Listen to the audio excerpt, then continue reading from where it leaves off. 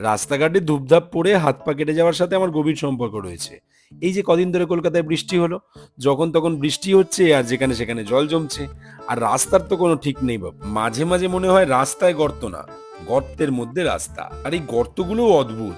আমি গর্তের কাছে না গেলেও গর্তগুলো আমার কাছে চলে আসে আর কি।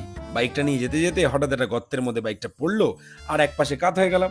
হাঁটুটা গিয়ে লাগলো মাটিতে। 30-40-এর উপরে আমি গাড়ি চালাই না, কিন্তু আমার সাথেই এগুলো হয়। আর বউ ভাবে আমি মনে হয় গাড়ি নিয়ে উড়ি। পরে দেখলাম ভালোই ছিলেছে। আর হাঁটু ছিলে যাওয়ার যন্ত্রণা যার হয়েছে সে বোঝে, একটুখানি হোক কিংবা অনেকটা।